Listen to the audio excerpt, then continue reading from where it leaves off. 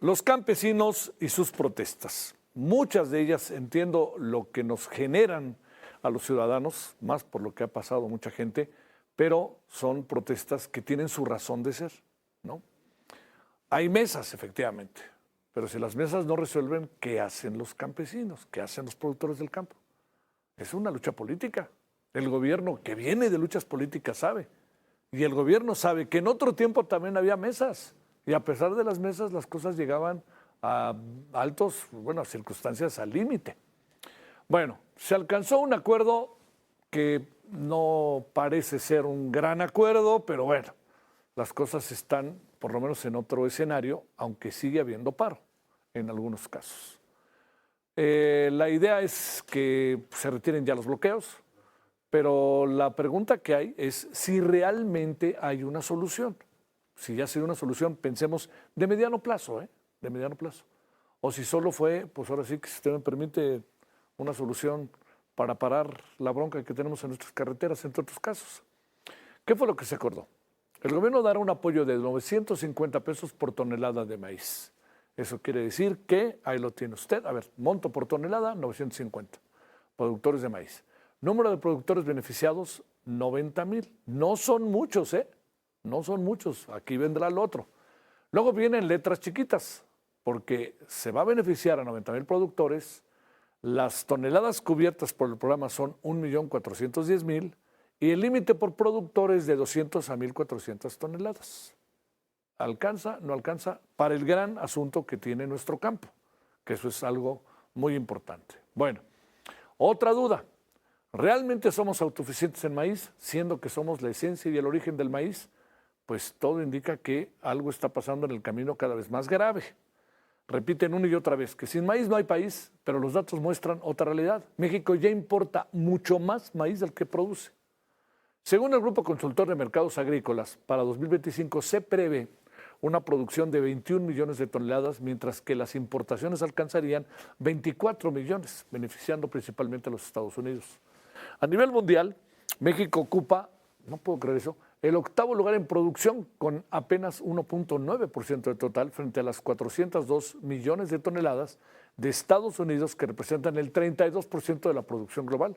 Pero nosotros somos los menos del maíz, por lo menos en la historia. Juan Carlos Anaya ha seguido, como usted puede imaginar, hablamos seguido con él, ha seguido muy directamente todo lo que ha pasado. Él es director general de Grupo Consultor de Mercados Agrícolas. Juan Carlos, de nuevo, gracias, otra vez aquí, molestándote. ¿Cómo te va? Muy buenas noches, ¿qué tal te ha ido? Buenas noches, Javier, con el gusto de saludarte, pues hablar de un tema muy importante que se refiere al maíz, pero te quiero señalar que no es nada más maíz, es maíz amarillo, sorgo, porque se olvidan que hay otros productos y otros granos básicos que también requieren precios de referencia y apoyos ante la circunstancia actual. A ver, démosle vueltas al asunto. Primero, andamos importando más maíz del que producimos, pero entremos con los acuerdos. ¿Qué tanto es una solución real? ¿Qué tanto el gobierno se puso en el papel o en el lugar de los trabajadores del campo?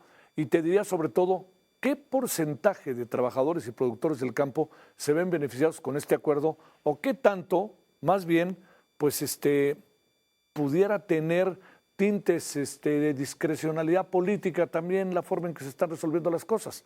Todo ello junto, pongámoslo si te parece en la balanza.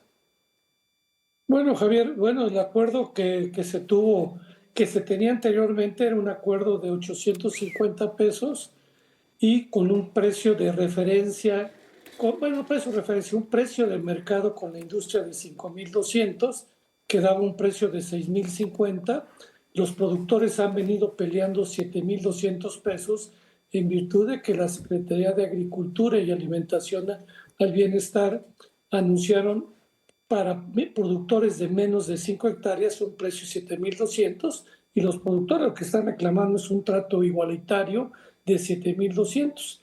Derivado de esto, el día de ayer se logró subir ese apoyo de 850 a 950, pero algunas organizaciones productores pidieron al gobierno que no estableciera ese precio de mercado con la industria porque ellos sienten que pueden lograr un precio mayor, que lo vemos difícil en virtud de que el precio de importación que es la referencia de maíz blanco, está en 5,631, y en el caso del maíz amarillo en 4,723.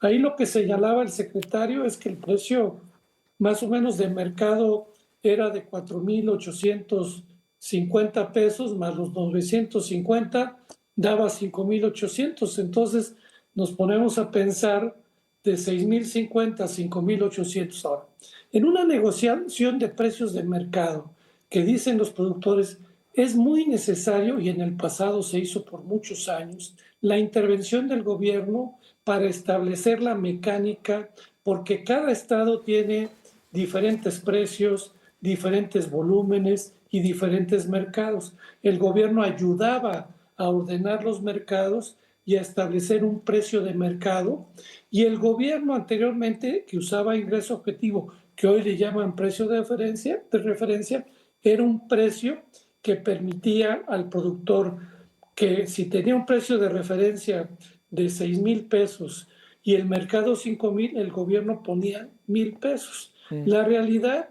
lo que nos acaban de anunciar, es solamente de un apoyo, pero no resuelve la comercialización de la cosecha. Estamos entonces ante la eventualidad de que en cualquier momento vuelva a salir la gente a las carreteras, como sigue estando, y que haya protesta. Te pregunto, para que sigamos ahí con ese tema, junto con ello, el precio de garantía, como sea, hoy hablaba con Álvaro López y dice, bueno, pues subió 950 pesos y ya tenemos casi a 7,000 pesos el precio de garantía, cuando lo que se pedía era 7,250. ¿Quién se ve beneficiado del precio de garantía? Y de estos acuerdos, ¿qué parte, qué porcentaje de los trabajadores agrícolas y de los productores agrícolas se ven beneficiados?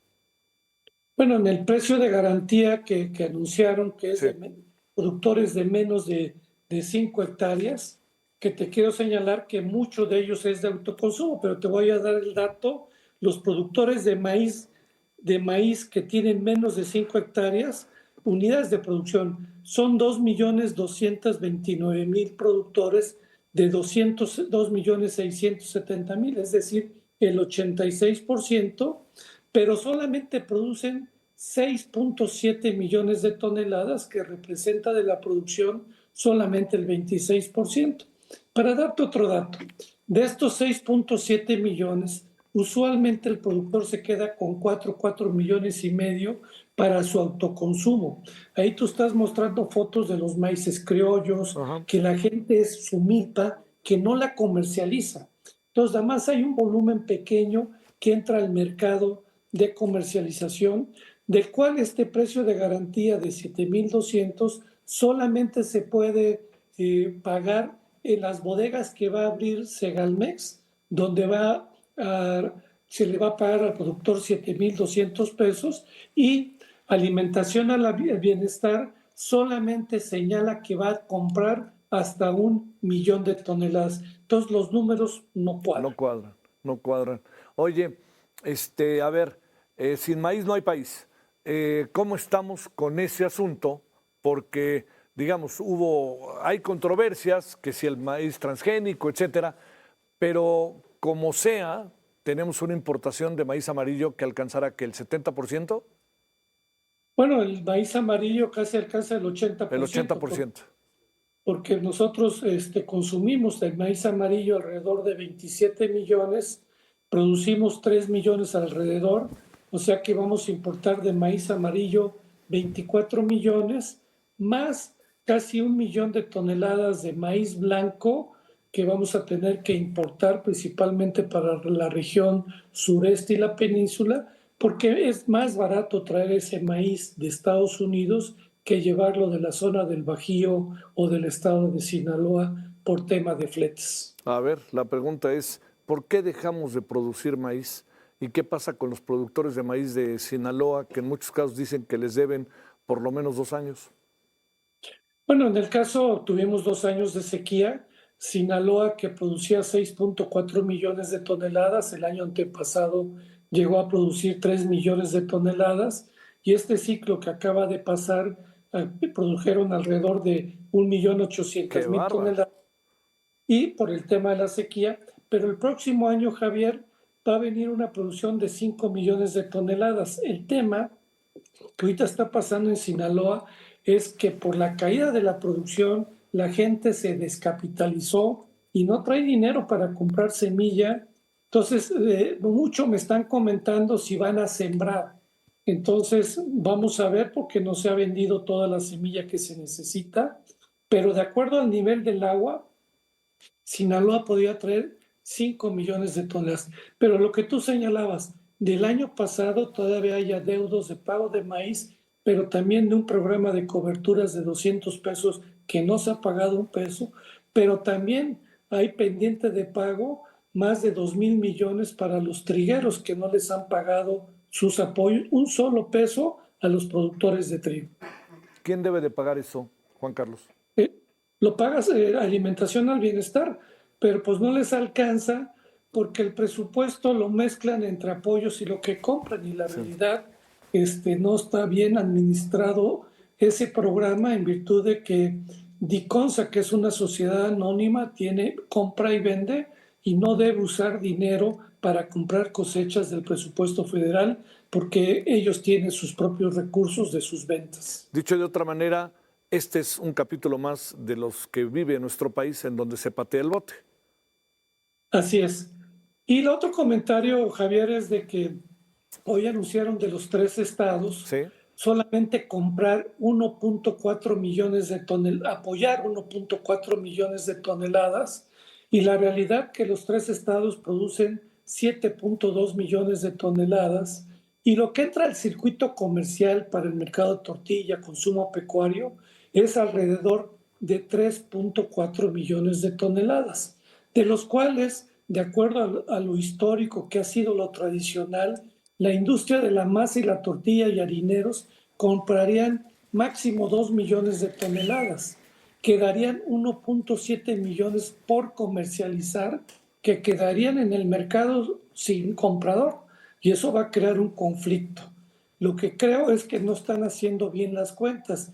Y por otro lado, en estos 3 estados hay alrededor de 315,000 productores y lo que tú señalabas que hablaban de 90,000, no sé de dónde, y te hablo de datos que son del censo agropecuario. Sí. Entonces, la realidad, como que los números no amarran, y eso preocupa porque va a crear un conflicto. Uno, que no creo que fácilmente logren un mejor precio con los compradores por la referencia internacional, y que muchos productores hasta 20 hectáreas, los que siguen de 20 hectáreas, pues van a reclamar. Y por otro lado, también van a reclamar otros estados que van a producir y que no tienen ningún apoyo anunciado por el gobierno federal. O sea, tenemos un programa de precios de garantía, un programa de apoyo a 3 estados y otros estados que se quedan sin nada, con 3 Méxicos. Híjole, el del sur, centro y norte, ¿no? Así es. Oye, ¿por qué muchos trabajadores, para cerrar, Juan Carlos, del campo, productores, siguen tomando las casetas? Porque no están de acuerdo con esta decisión. No, porque también lo que algunos no estuvieron de acuerdo en este apoyo, porque lo que siguen reclamando muchos productores es 7,200, y también el estado de Sinaloa, que ya va a empezar a sembrar, va a seguir tomando carreteras porque, de acuerdo al anuncio del secretario, se habló de que antes de la siembra va a haber un precio de referencia y al momento no lo hay, y ellos insisten en un precio de referencia de 7,200 pesos la tonelada. Entonces, el movimiento considero yo que va a seguir porque no están las reglas claras que den certidumbre al productor. Oye, hemos escuchado cada testimonio de personas que se han quedado varadas. Hoy hablé con una señora que se quedó varada 33, bueno, una de muchas, 33 horas. 33 horas. Y además también ahí el gobierno ni siquiera ayuda en el sentido pues, de que hable, de que ofrezca comida o no sé, no algo. No sé, no quisiera pensar que porque no son votos no se acercan, pero bueno. Oye, ¿así seguiremos un rato? Sí, porque también pues señalan un programa que crea la presidenta del Sistema Mexicano de Ordenamiento de Mercados a la Comercialización. Ese programa existió por más de 17 años, desde 2002 hasta 2019 que lo desapareció el presidente López Obrador, que era el programa de comercialización. Y ese traía un componente que se llamaba ingreso objetivo, que hoy le llaman precios de referencia. Ese programa también hablaba de agricultura por contrato, hoy le llaman acuerdos de comercialización. Entonces, la realidad, no hay nada que inventar. Yo no sé por qué inventan nombres si el programa de programas de comercialización funcionó por más de 17 años y dio certidumbre al ingreso al productor y a la comercialización. Te mando un gran saludo, Juan Carlos. Muchas gracias que estuviste con nosotros. Buenas noches de nuevo. Buenas noches, Javier. Que Con el descanses. gusto de... Gracias. Muchas gracias.